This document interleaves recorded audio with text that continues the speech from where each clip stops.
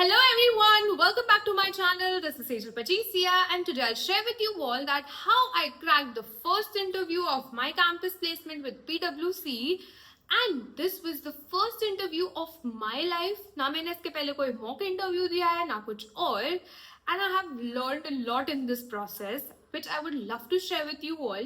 So without wasting further time, let's dive into the video. I decided very late to appear for interviews. So अब बहुत late हो चुकी थी, मेरे पास बिल्कुल टाइम नहीं था कि मैं कोई get ready with me interview workshops attend करूँ. टाइमिंग से भी ज़्यादा ये हो गया था कि वो सब लाइव होता है एंड मेरे पास लाइक वो ऑलरेडी स्टार्ट हो चुके थे सब. So I literally had nothing, so I had to do everything on my own. सो मैंने डिसाइड किया कि अब हम खुद रिसर्च करेंगे बैठ के and we will crack it. Yeah so now I have learned a lot in this process and I would love to share with you all everything. जो इस वीडियो में तो पॉसिबल नहीं होगा but I upload in short videos या फिर I'll also upload it on my LinkedIn. So do connect with me, do subscribe to this channel. In this particular video I'll discuss with you कि मैंने इस particular PwC के interview के लिए कैसे prepare किया था. The first and the most important thing that I learned is you should know your resume inside out. मतलब कि आपने resume में जो चीज लिखी है आपको उसके बारे में सब पता होना चाहिए. अगर मैंने अपने रेज्यूमे में ये लिखा है ना that I have played football at the national level, तो मेरा इंटरव्यू पूरा फुटबॉल के ऊपर भी हो सकता है. High chances, nothing shocking, nothing anything. Your interview can be on football.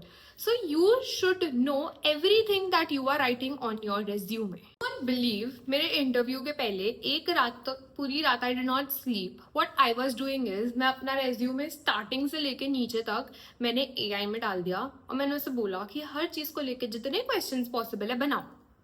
और फिर मैंने वो क्वेश्चंस प्रिपेयर किए.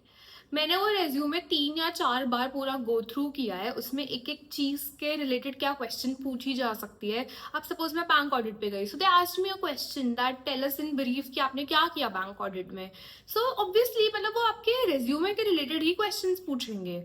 भले ही कोई रोल, अब सपोज मैं ऑडिट के लिए अप्लाई करी थी, ठीक है, बट अगर वो लोग को पूछना होगा तो वो ये जानना चाहेंगे ना कि मैंने एटलीस्ट जो काम किया है वो मैंने ढंग से किया है कि नहीं. भले मुझे ऑडिट की सो नॉलेज है, थिंग इज हमें याद नहीं रहता क्योंकि वो चीज़ें हमने बहुत पहले की होती है. फॉर एग्जाम्पल अगर आप CA स्टूडेंट हो और आपने अगर आर्टिकलशिप में वो चीज़ें की है तो टाइम हो गया ना यार उसको किए हुए. या कोई और नॉन CA बैकग्राउंड वाला भी है तो टाइम हो जाता है हमें किए हुए, हमें नहीं याद रहता. So what to do in such situation, what I did is कि मैं अपने फर्म चली गई थी and I tried to just recall things. And second thing which I did is कि मैंने शिवम पालन सर के मास्टर क्लास ले ली थी because he has explained everything very nicely again. So I could easily recall everything. So you can do any of these things. Suppose अगर आपके articleship वाले इतने कोऑपरेटिव नहीं है तो you can go for Shivam Palan sir's master class. I would highly recommend it to anyone. So these 2 things I did so that I could recall everything. Now सबसे initially जो questions पूछ जाते हैं वो थोड़े HR राउंड वाले questions होते हैं. Introduce yourself, walk us through your resumes. So I made a list of these behavioural questions and I prepared them very well. And पहला क्वेश्चन तो ये होगा ही कि या तो इंट्रोड्यूस योरसेल्फ या फिर give a brief walk through of your resume. सो इसके लिए तो आपको एकदम बैंग ऑन आंसर प्रिपेयर करके रखना है ताकि आपका फर्स्ट इंप्रेशन बेस्ट इंप्रेशन हो जाए. And you can literally regulate your interview. जैसे कि ना सपोज आपने बोला तो आप जो बोलोगे वो उससे ही उठा के क्वेश्चन पूछेंगे. तो आप डिसाइड करो ना कि आपको क्या बोलना है ताकि उसी में से क्वेश्चन पूछा जाए.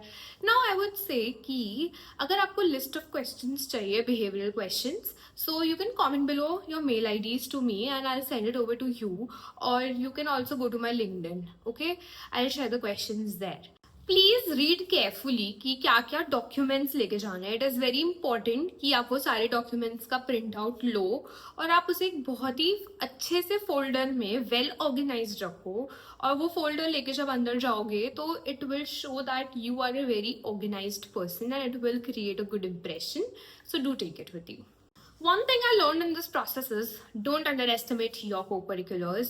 क्योंकि बहुत बार ऐसा हो सकता है कि वो आपके को-करिकुलर से बहुत ज़्यादा इम्प्रेस हो जाए, which was in my case. And I would say कि अपने को-करिकुलर्स को फॉर ग्रांटेड लेके ऐसे 2-3 पॉइंट बस नीचे कुछ भी मत लिख दो, उसे फ्लॉन्ट करो, उसे फुल फ्लॉन्ट करो. I'll give you a walkthrough of my interview so that you can understand कि किस type के questions पूछे जाते हैं, क्या होता है interview में. So basically I went inside and I greeted them and so देखो handshake वाली चीज़ ऐसी कुछ नहीं होती कि करना ही होता है या नहीं करना होता है. Just greet them. वो लोग सामने से handshake करना चाहेंगे तो वो लोग कर लेंगे. In my case उन्होंने सामने से handshake किया. So I made sure कि ना तो मेरे hands shake हो रहे हैं. I don't give them a too tight handshake or too loose handshake. It should be a very normal and casual, जैसे यार एकदम normal and confident handshake होना चाहिए. बिल्कुल भी handshake नहीं होने चाहिए. So ये हुआ. Then I sat. I made myself a little comfortable.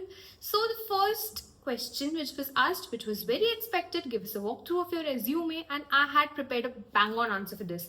You should also, because अगर आपके first answer में इतना confidence दिखेगा ना, if you are well prepared, तो आप confidently बोलोगे, आप comfortable हो जाओगे initial 1 minute में ही. So I मेरा तो मतलब इतनी खुश हो गई ना जब ये question पूछा, because I had prepared a bang on answer for this, and you should also prepare a bang on answer for this.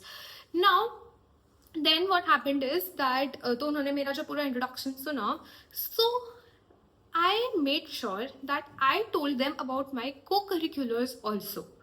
क्योंकि वो चीज़ उन्हें इतनी impressive लगी that initially they discussed with me a little about my co-curriculars. Like I was the treasurer of Vikasa Surat, so they wanted to know that what I did. They wanted to know that what I'm doing in the other organizations. They wanted to know what am I doing in content creation, the brands that I have worked with. So I also got comfortable in the initial 5 minutes because I was talking about the things that I love doing. Then they moved on to the technical questions. First, मैंने bank audit का लिखा हुआ था, तो they asked me that tell me what all you did in the bank audit. तो मैंने किया हुआ था जो, तो मैंने एकदम बढ़िया से उनको बता दिया. मैंने पिछली रात को 10 बार वो प्रोसेस रिकॉल किया था जो मैंने बैंक ऑडिट में किया था. सो मैंने बोला ना अपना रेज्यूमे इनसाइड एंड आउट पता होना चाहिए. तो बस मैंने उनको बता दिया बैंक ऑडिट के बारे में मैंने क्या क्या किया. फिर जो रोल था ऑडिट का, तो उसके लिए उन्होंने मुझे थोड़े टेक्निकल क्वेश्चंस पूछे कि जैसे कि पेरोल ट्रांजैक्शंस हो गया तो फिर वो क्यों करते हैं क्या. And I was prepared for everything. मैंने जो जो रेज्यूमे में लिखा है ना उसके अराउंड जितने क्वेश्चंस आ सकते थे, I was prepared for everything. क्योंकि मैंने यही तो प्रिपरेशन करी थी, अपने रेज्यूमे को इनसाइड एंड आउट जानना. And I would suggest you all कि अपने रेज्यूमे को इनसाइड एंड आउट जानना सबसे पहला प्रायोरिटी होना चाहिए. भले ही आपको डोमेन का इन डेप्थ टेक्निकल नॉलेज पता हो नहीं हो, वो एक बार फिर भी इग्नोर किया जा सकता है. उन्हें अगर ये दिखेगा ना कि भाई इसको पता है, जो ये काम कर रहा, इसने जो काम किया है उसके बारे में इसको सब पता है, तो वो उससे भी इम्प्रेस हो जाएंगे. So I would say that show your confidence, show your smile, show your enthusiasm, know your resume inside and out, and you are all prepared to give an interview. So I hope you like this video. Like करना मत भूलना, comment करना मत भूलना, and do subscribe to my channel because there are more such useful videos coming up.